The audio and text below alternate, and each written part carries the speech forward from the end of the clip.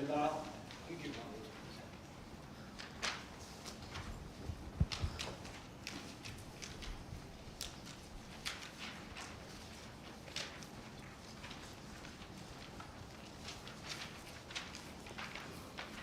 Okay. Thank you. Thank you.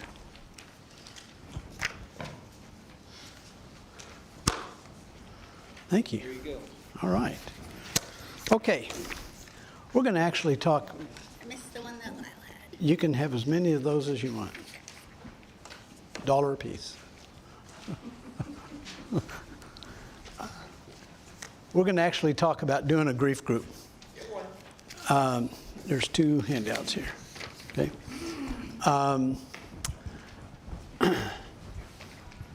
I realize that everybody probably wouldn't be involved in actually doing a group, but you might be surprised at the part that you could have in the group.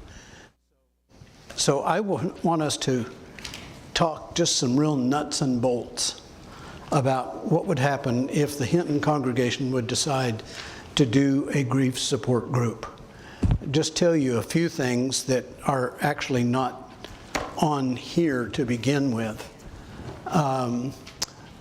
We in Clinton have tried this on a number of different days of the week at different times. We've tried it in different locations. And we have kind of settled now on what I think is going to be the best arrangement for us. I would encourage, if you guys do it, if there is a place, a gathering place in Hinton to do it other than here, to do that.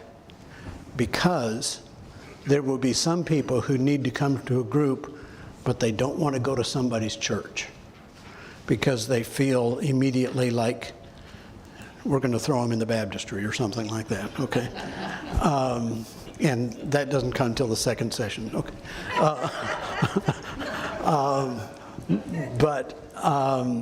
We have settled on Monday evenings, and we do it in the funeral home, which my first reaction was I wasn't sure if the people would want to do that or not, but in fact, they're comfortable there because most of them, not all of them, but most of them have had the funeral of their loved one associated with that funeral home, and they feel kind of a kinship there. Now, we are especially blessed in that I get to do this, and there's 2 of us that do it.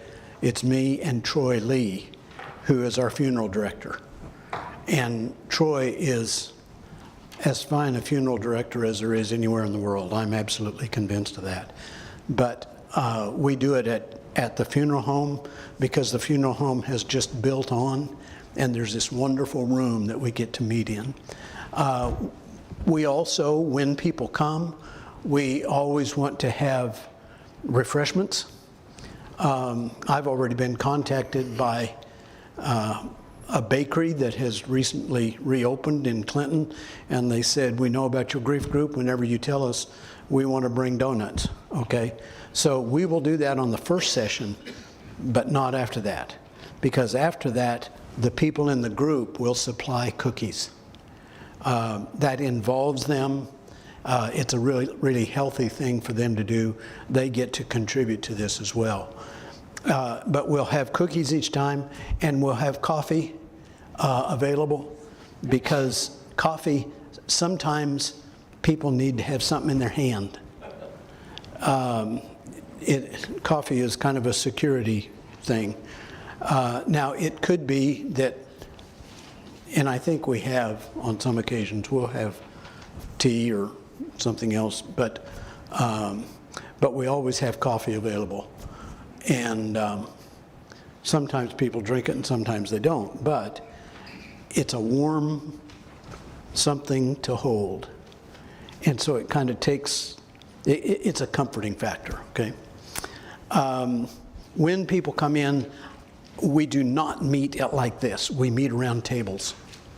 I believe that is absolutely essential because when you meet like this, For one thing, let me just say, pews, which these are kind of fancy pews, okay, are an invention of the devil.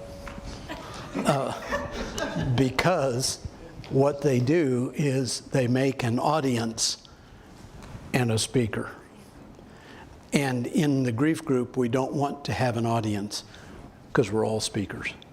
And so we sit around a table with our coffee and with our cookies, and it's a very, very low-key sort of thing. By the way, as we go along, if you want to ask questions, please don't wait until the end, and don't wait for me to stop talking, because I can go on for a long time. And so anything that comes up that you want to ask about, do that. But we're very interested in making the grief group a comfortable setting for whoever comes. Now, I shared this with somebody earlier. I believe over the years, probably 60 to 65% of the people that we have come to the group are not members of the church, which means that we are reaching out into the community. And that has developed over the years to where people now call us and ask us, when are you going to be doing a grief group again? In between times, if, like, we will do ours in the fall of the year, and I'll tell you why in a second, but if somebody would come along like in January and say, when are you doing a grief group? I highly suggest, let's not wait. Let's do a one-on-one. And they will come to my office, or I will go to them, and we will just sit and talk through the grief process. Because they don't need to wait. If they feel like they're ready, then they're ready. It is possible to go too soon. We had a grief group one time. We had a young man in the group who'd lost his wife, and she had died, I believe, the week before. Far too soon, far too soon. You actually need some time to kind of let that loss kind of permeate into you for a little while, and then you're more ready for it. Now, if people come to us immediately after a loss, what I will say to them is, you're very welcome to come to the group, but you may end up wanting to come back next year. And if they want to do that, that's fine. Not a big deal. We do ours in the fall of the year. We will start the first Monday in September, and we will do 8 sessions, 1 each week, and that will take us up to the Monday before Thanksgiving. And the reason we do that is because the holiday period is sometimes especially hard for people who have suffered a loss. And one of our sessions is actually dealing with the holidays. And so we take our group right up to that point. Now, what we have done also in Clinton, we start talking to our group about an option that they have, and it's entirely up to the group.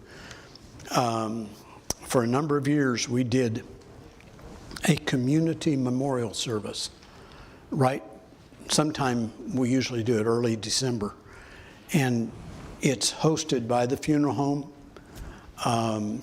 We used our senior citizen center, I think, mostly, and Troy would get a Christmas tree, and then he would let the community know, if you want to honor your loved one at this service, call them and give them the name, and they would have the name of their loved one written on an ornament. And then on that day, we would all come together, and as people came in, they would pick up their ornament, and they would go and hang it on the tree, and we would go through this community service. And basically, we had people from our congregation kind of act as a little singing group. We have some really, really good singers. And we would sing a little bit, and Troy would say a few things, and I would say a few things, and then we'd be done. It'd be very simple. It'd last about 30 minutes at the very most. And then when we were done, we would have all kinds of refreshments that the group had prepared, and they brought out They brought out their best everything.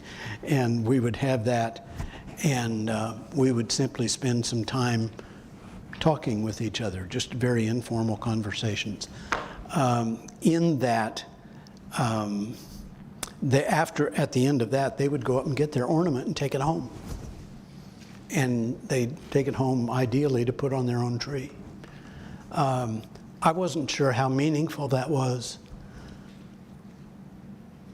until the year that I was remembering my mother. Now, my mother died on Christmas Eve, okay? So we were in shock that first year. But the next year, it came time for the group, and my wife called in my mom's name. And it touched me deeply. And we still have that ornament, and that's very, very special. So it's just something to do. But as I said, it's optional. This last year, our group decided they didn't want to do a community service. And so after our last session, sometime early in December, we all went out to eat. And we went, I think we got on a bus and we drove over to Elk City, to one of the places over there, and had a really nice meal. And that group has congealed so much that they don't want to stop meeting. And we're actually going to have another one-time session in September, next month, of that group that met last year, because they want to get back together again, just to catch up with everybody. They have a text communication that one person sends a text and everybody responds to it, because they're still communicating with each other. It was also the largest group we've had for a while, and half of our group this last year was COVID related. So we had to deal with that as well. Anyway, let me show you a couple of things. In the rest of this hour that we have, I want to talk about why we should do it, and actually that support group overview I'll save till the next session, and then I've got handouts to show what the overview, what each session is like. We're not going to go in detail through each one, but the rest of this session I want to talk about this, and then I want to show you kind of what goes on in a normal grief group. Because unless you know, it's going to sound a little intimidating. It's not intimidating. It is so simple to accomplish.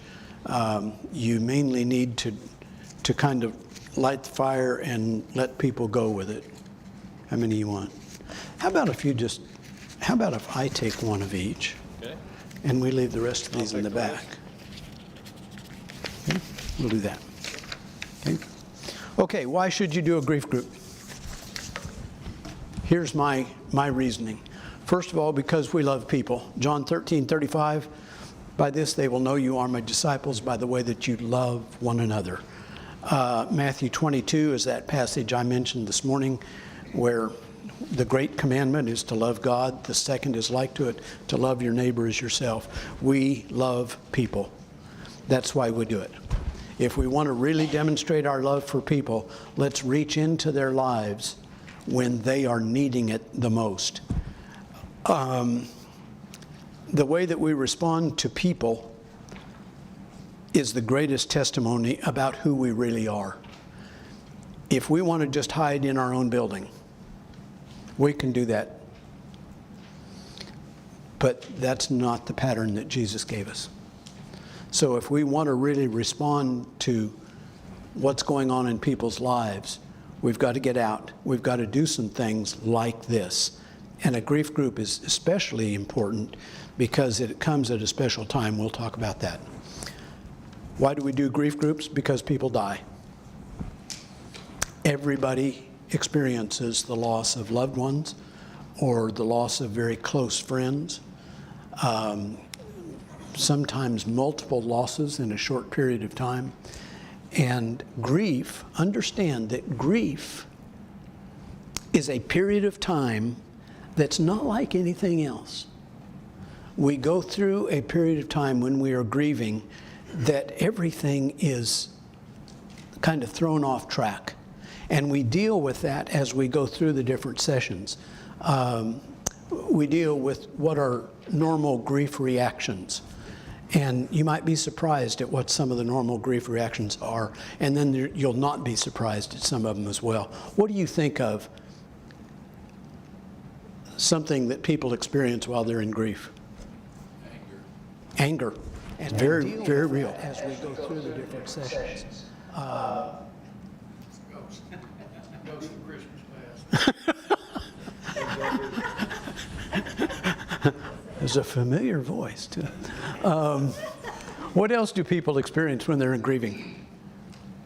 Depression. What? Depression. Depression, yep. Just sad. What else? Loneliness. Anxiety. Distraught, don't know what to do. Okay, very distraught. Have a hard time concentrating. You lose things. You can't find your car keys until you realize they're in your hand. Now, what frightens me a little bit is that I'm doing a lot of these things and I'm not in a period of grief, okay? But our brain, it's like our brain gets thrown off track and we have a hard time concentrating on things. And so things that would normally just come in stride, they don't just come in stride. We go through some things. What else do you think of? Become lethargic. Lethargic, okay? Some of the symptoms that we experience are simply physical symptoms. We may just feel we don't have any energy at all. We are just completely drained. Some of the other physical symptoms, you may want to not eat, or you may want to eat all the time. You may want to sleep all the time, or maybe you can't sleep at all. You go through, there's all these physical symptoms. There are emotional symptoms. There are actually even spiritual symptoms. These things that we go through during this time period that we're in. Now, the big question is, how long does grief last? Depends on the person. Absolutely. You know why? Because your grief is your grief, and nobody else has the right to tell you how long your grief should last. And yet, we hear people say that all the time.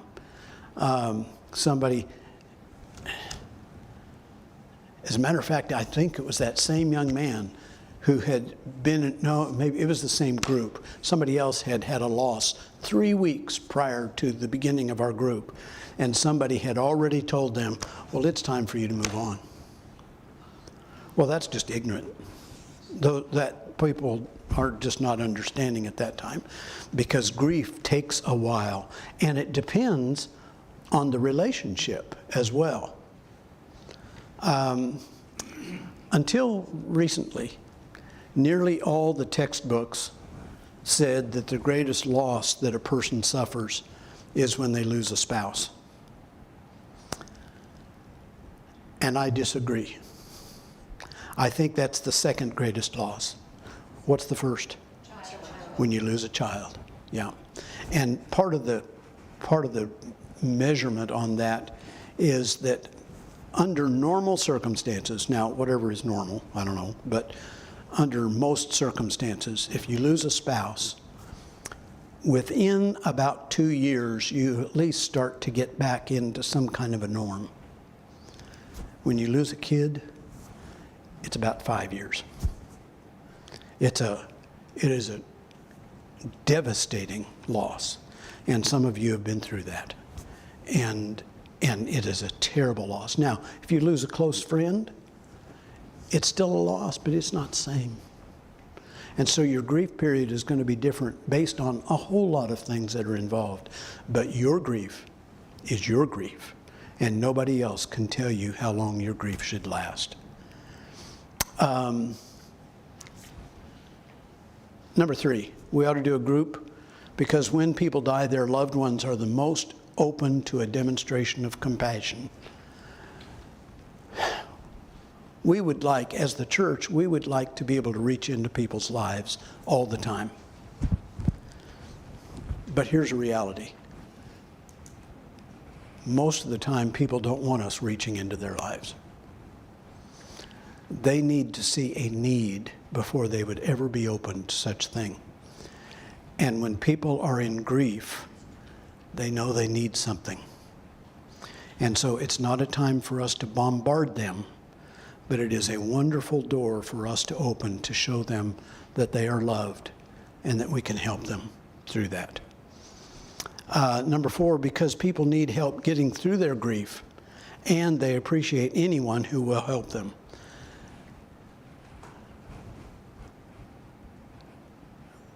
In our grief groups, do we have more men or women?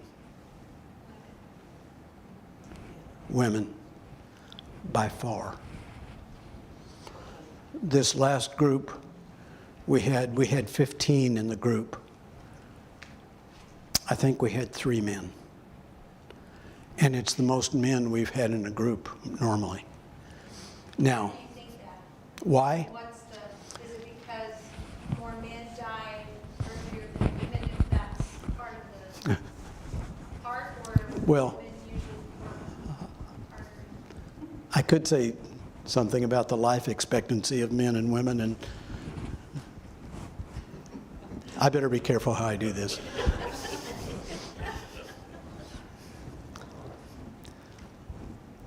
I think it's mostly because men are stubborn.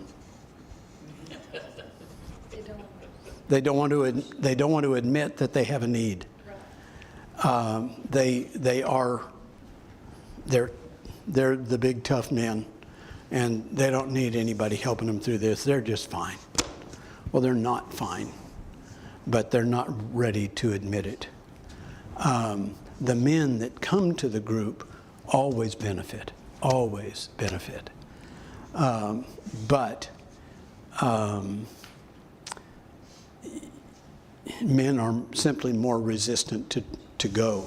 Now, I did had a woman in one of our grief groups one time say the only reason men ever come to these groups is that they're looking for a nurse or a purse.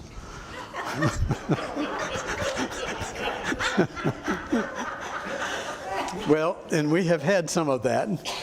As a matter of fact, we did a group about 10 years ago, and 2 of the people in the group got married. I got to do their wedding. And he just passed away this last year. But he came, and he was a faithful part of the church after that.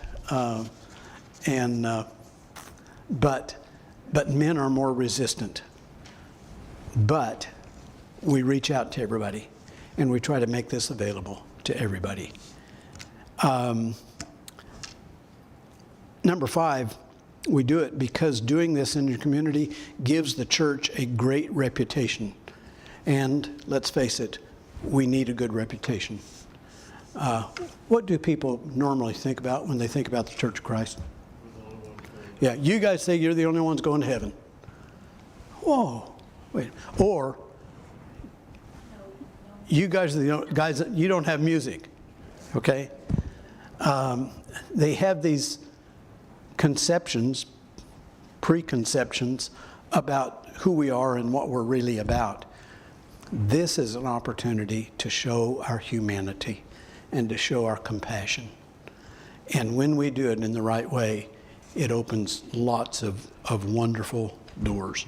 I will tell you, this is not always just as a group, as a reaction to the grief group, but there was a time, this was several years ago, there was a time that I could count 42 people in our congregation that our first contact with them was when they had a loved one die. And the way that the church treated them, took care of them during that time, brought them in. It works. It's an opportunity for us to show the compassion of Christ. Number 6, because every community has this opportunity. Every community needs a grief group. And that's why I think the Lord's church in every community ought to be doing a grief group, because it's a universal need, and we can do this. Number 7, because this kind of service best represents who we really are. getting past that preconceived idea of what the world thinks we are. This is truly who we are. We really do love each other, and we take care of each other, and we want to meet real needs. When there is a real need among people, be it members of the church or not, we respond to that. And this is an opportunity for us to really make that obvious. Number 8, because doing a grief group requires very little training. We're going to talk through some things today.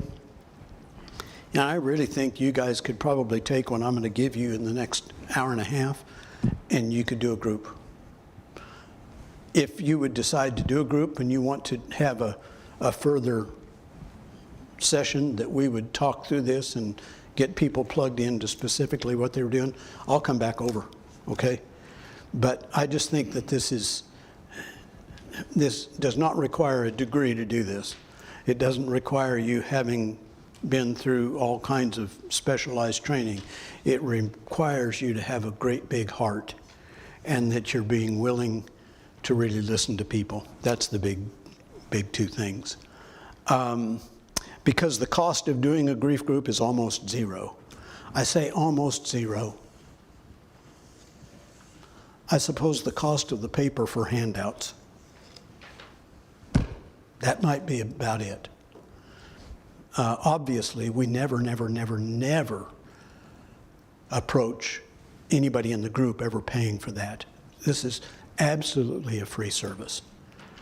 And the church can do this. Anybody can afford to do this. Because this kind of service attracts people to the Lord's church.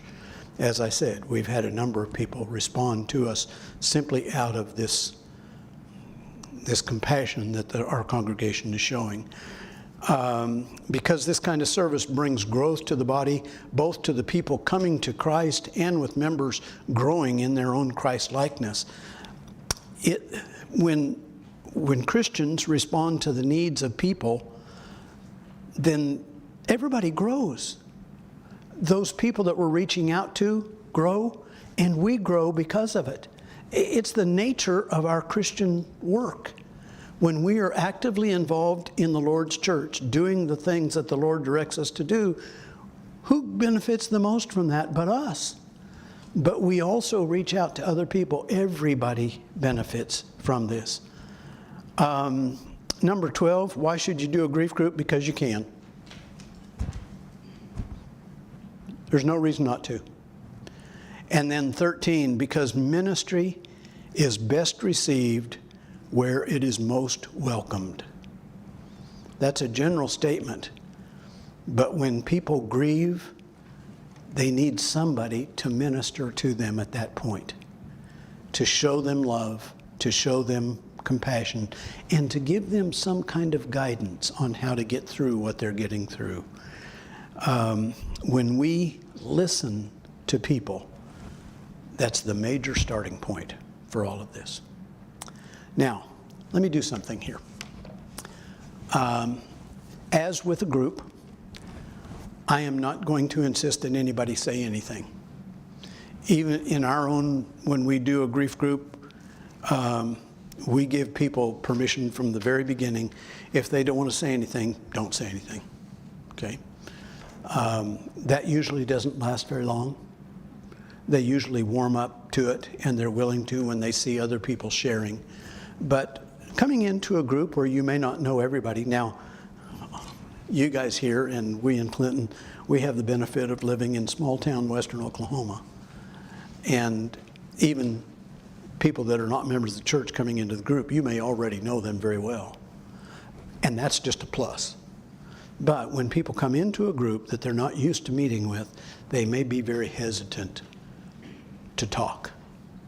But let me show you a little bit about what happens on our first session every time we do a grief group. We will open up by giving them introduction. I will give you some things that show in the first session. We have ground rules for the grief group and some things like that. I'll talk through that in the next hour. But at some point, we just say, tell us who you are and why you're here. And so people begin to share. Let me ask in this group right here,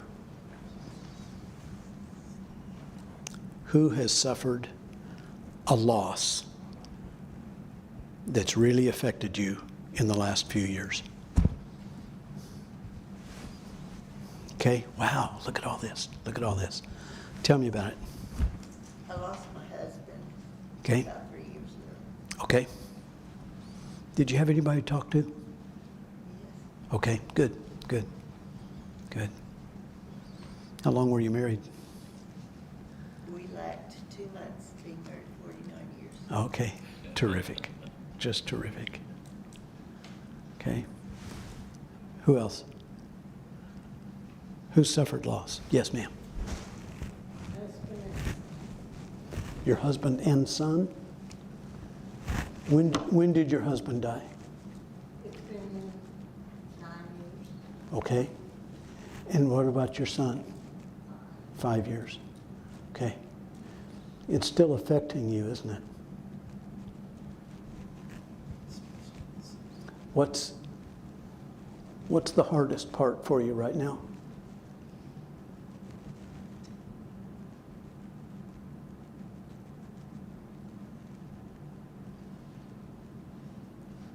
I don't know. Sure. Okay, it's okay. Just being alone. But I'm not alone. I help my kids. Well, there's alone and then there's alone. Okay. Who else? Who suffered a loss? Yes, I sir. lost my dad a year and a half ago. Was it expected? No. What happened? Early Sunday morning, he died of a heart attack. So, Wow. And you didn't see this coming at all? now, How old was he? 78. Okay. And he had heart conditions, but I didn't expect it, you know. Sure. I talked to him regularly on the phone. I miss, You still want to call him, don't you? yeah. His dad had a heart as big as Dallas. He's the one that started our food family. We were talking about that just before lunch. Well, you have something to be really proud of, but it left a great big hole, didn't it? You know, I think maybe this is what you were saying too. I think maybe the best definition of grief is emptiness. It just leaves an emptiness in our life. It's really hard. Who else? We lost our daughter-in-law last year between Christmas and New Year's. What happened? COVID. How old was she? 47. Wow. Chris is Okay, okay. Chris, or Their son, Chris, is part of the Clinton congregation now. And I love them. Love them. you just don't know what, you know. We called and told me, and I said, well, Chris, I don't know what to say. What can you? Yeah. Well, we had another daughter-in-law who lost her dad like a year or so before. And she had lost her mother some years before, all this in December. So it's not a real good month for some of our families. Isn't it interesting? I've heard this from different families. Deaths sometimes seem to be grouped in certain times of the year. And I'm not sure why that is. Troy Lee told me an interesting statistic. 80% of every person that dies within 3 months of their birthday, one direction or the other. Now you say that's a 6-month span, but 80%. Why is that? I have no idea, no idea. But it's a loss, and it's deep, and it hurts for both of you guys. James, what were you going to say? Well, in the last 5 years, we've lost both, as you well know, both sets of parents. It's kind of like 17, 18, 19, 21. When you lose your parents, something really interesting goes on, because the whole family, you click up in generations, and suddenly you're the oldest ones. And that may not happen for some time, but it's still kind of a shocking reality. When our parents are gone, okay, we're the oldest generation in this family. Now, I say that it happens at different points. I went up to the hospital to visit a man one time who was 80 years old. And when I went up, I told them that I had come because his mother had requested me to go see him. She was 105.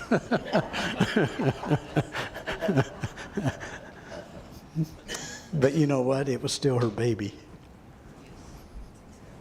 Okay. You see what has happened here? Some of you have shared some really deep something. And it comes from deep down inside you. And when we're gathered around a table and we share things like this, what is the reaction of the rest of the group? We want to help. Yeah, everybody's heart pours out to everybody else, because everybody's grief may be their own, but the fact that we are sharing a time of grief says, wow, I understand that you hurt, and I'm here with you now. And so within that group, just this initial going around and talking about what losses have occurred and some of the details about that. And don't be afraid as a moderator to ask a few questions like I have. You know, how long were you married? How old was the person? What happened? Because they honestly want to share these things.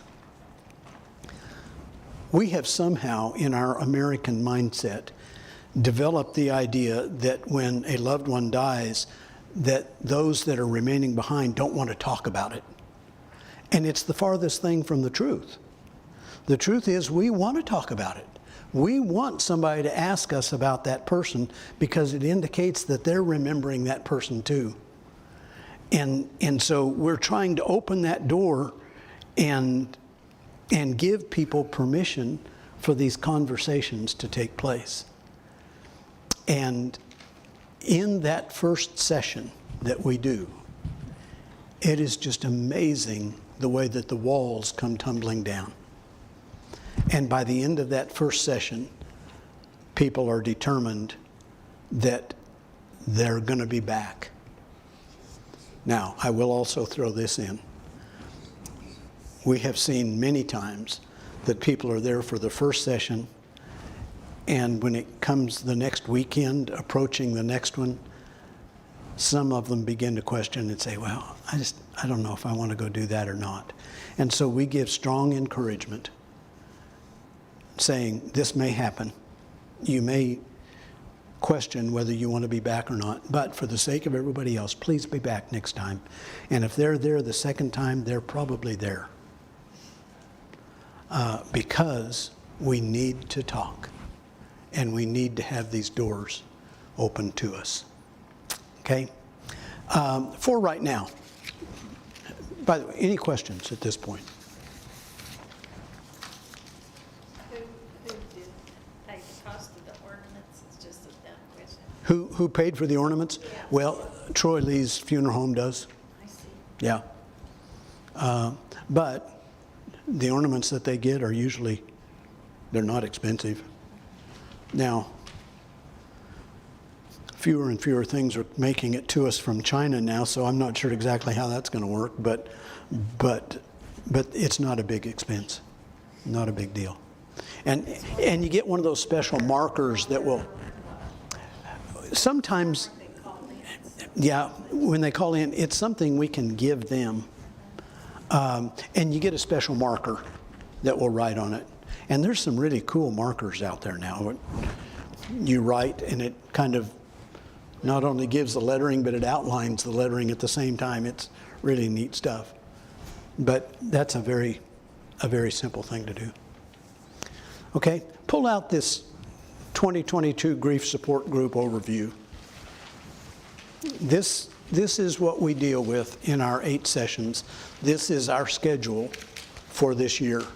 We will be starting, as I said, the first Monday night in September, and we will go through, and we'll finish just before Thanksgiving.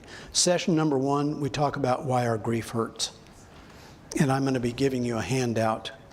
I'm going to give you probably more than anybody really wants in this next hour, because I'm going to give you the complete set of the outline of the session and the handouts that we give, everything, so that you can just see what we're doing. There's a lot of it. You may want to say, oh, I want to change this, I want to do this, and that's fine. But I'm going to give you a whole stack of papers. Now, we're probably going to have to group it with families or something like that. I think I have 13 sets of these things, so we can kind of distribute them around. But first session, we talk about why my grief hurts. Session 2 and session 3, we talk about normal grief reactions. Have you ever heard of the 5 stages of grief? Pretty common. Up until the I think the late 50s or 60s, death was one of those things that in our society we didn't talk about it. We didn't talk about death and we didn't talk about sex. Man, have things changed, okay? But talking about death was just taboo. You just didn't do that until there was a woman named Elizabeth Kubler-Ross who did a study. She interviewed 275 people who were terminally ill, and she talked to them about what they were going through. And it was actually from that she developed the 5 stages of the grieving process.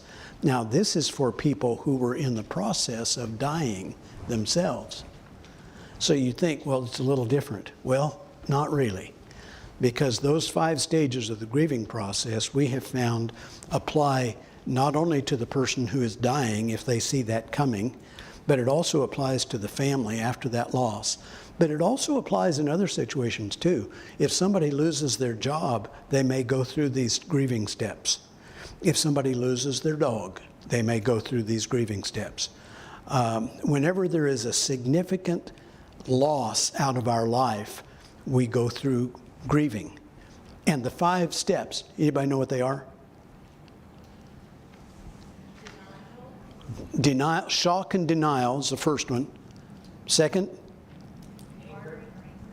anger. Third,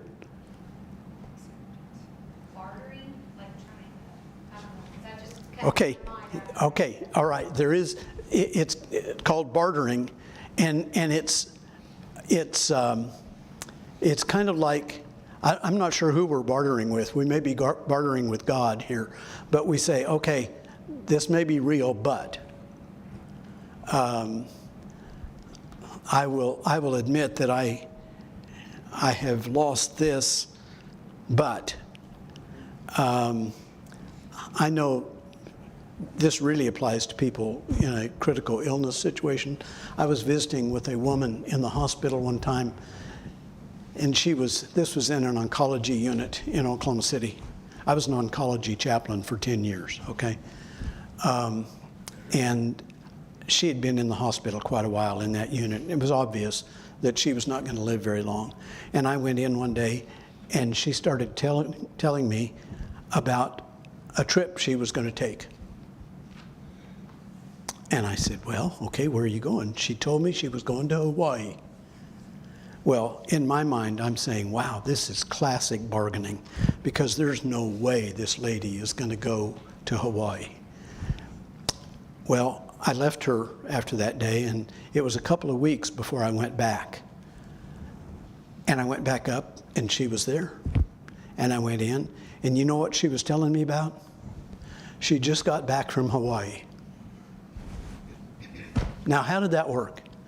Well, she had reached out for something in the future that she needed to hold on to, and she'd achieved that.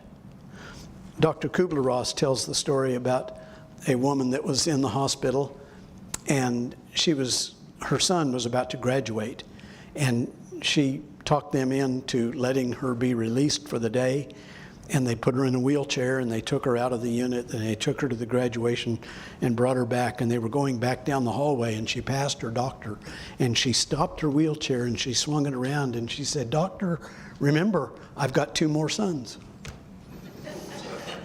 Well, she had, in her mind, she said, I'm willing to accept this loss, but I'm going to do it under these circumstances. Bargaining is one of the steps of denial. What else? Acceptance is the very last one. Before you get to that, there's just sadness. You're just sad. You just flat miss them. And you go through that. And I'm sorry, but there's no shortcuts.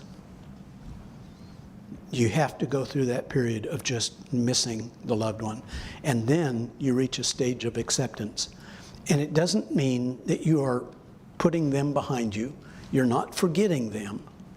But you are moving on with your own life, probably just as they would want you to have moved on with your own life. But when we reach that stage of acceptance, some wonderful things happen. I see that in people who are terminally ill. Just some beautiful things happen in people's lives when they say, okay, I know I'm going to die. And I'm at peace. And some of the most astounding professions of faith come forward at that time. It's just an amazing thing. In the case of people who have lost a loved one, it takes a while to get to that point. But once they do, they are able to look back and smile at the memories that they have had with their loved one. They're able to go to church and hear all the songs without crying. They can look at pictures without crying. And they can tell stories in their own family, and they can laugh again, because they've reached this stage of acceptance, because their grief has done its work, and they have gone through that, and now they're getting back into life. Session 4, we talk about handling anger and fear, 2 major components of the grieving process. And people handle that in very different ways. A lot of people are never angry, nor are they afraid. A lot of people are angry at various things. What do you think people get angry at? God. Yep, people get angry at God. Is that a sin?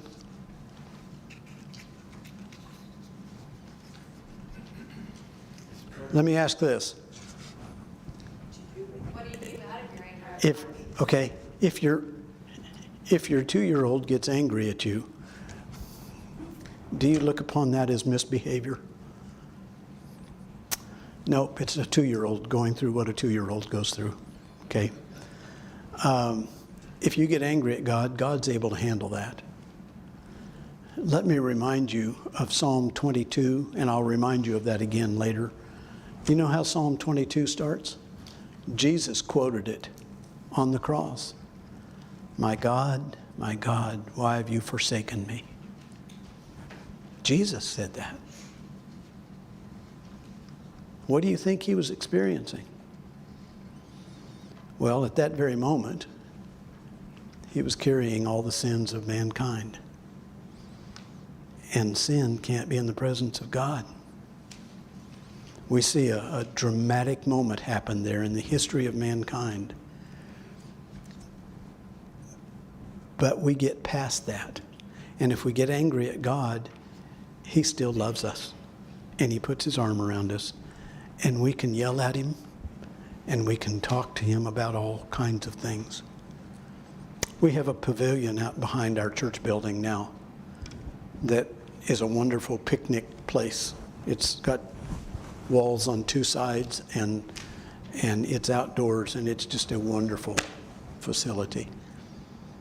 But I have found that's a really good place to go out and yell at God.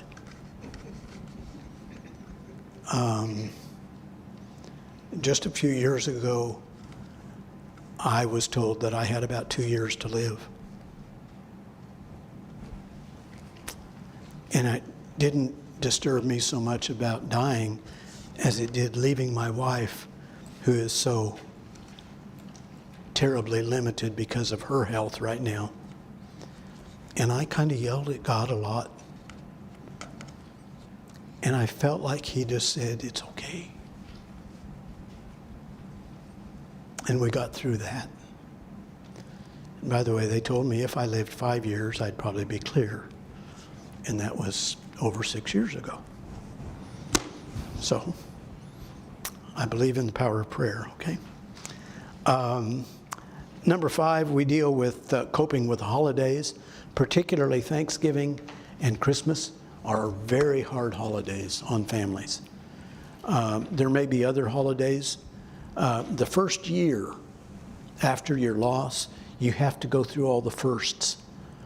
The first Thanksgiving, the first Christmas, the first birthday, the first anniversary.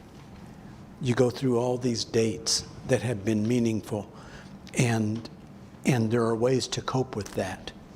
But we need to talk about it because people sometimes just dread the holidays because they don't want to go there because they know it's going to be a terrible day. Well, they need to be given permission for it to not be a bad day and to let their emotions go somewhere other than deep into grief again. Let their emotions be focused on something more positive. I believe this is one of the reasons why children are so wonderful. Because when there are kids around, particularly on the holidays, it gives us something else to focus on. God knew what He was doing when He made grandchildren. Number 7, we start talking, number 6, we talk about my faith and my loss. This is the most spiritual session that we have. And I go into this with the people telling them, I'm not trying to force anything on them, but let's talk about the power of faith during your grief. And I've never had, in all the groups we've done, I've never had anybody get upset at this. Because I believe people at this point are more receptive to these kind of things than they've ever been before, maybe. And so we talk about how powerful faith is. And if we've suffered loss, God is still there. And there are ways for us to recoup our strength. And faith is very meaningful, and faith works. And we share these spiritual things. And as the group shares these things, wow, there's some amazing things said. Now, if we're doing this with a bunch of people who may not be members of the church, they may say some things that don't fit in your mind theologically. Right then is not the time to debate. We let people talk, okay? But when we show them how we love them, we have overcome major obstacles. Number 7, we talk about moving on to the new life and what that means. And then number 8, we talk about their plans for the future. And we've reached the last session. And by this time, nearly every one of our groups has been sad that it's our last session. They were not ready to quit because they had grown together in such an astounding way. Like I said, last year's group is still communicating with each other. Had a group one time when we were still in Oklahoma City, and it ended up being 8 ladies, I think, at the end of this group. And they formed a little travel group. And they went to New Orleans and they went to New England for the foliage tour, and they just started traveling all over the country together because they had formed a bond in the grief group. So there is future. There is something bright to look at. Anything else? Any questions come to mind? Yes, sir. Do you limit it to an hour and a half, or do you let it go on? I usually try to make it about an hour so that if we go over, if we went an hour and a half, that would be kind of the exception. I don't know that we've ever gone more than that, because we try to control that pretty much. If it gets to be too much, we'll kind of cut it off and say, let's pick up here next week. But one of the things, and maybe the thing that people moderating a group might be most afraid of, is making sure that everybody gets to talk and that one person doesn't dominate the whole session. Had a man in a grief group not very many years ago, and bless his heart, he wanted to just talk the whole time. Talk and talk and talk. And he said the most embarrassing things. It was just awful. But we kind of quelled that down a little bit, and we controlled that.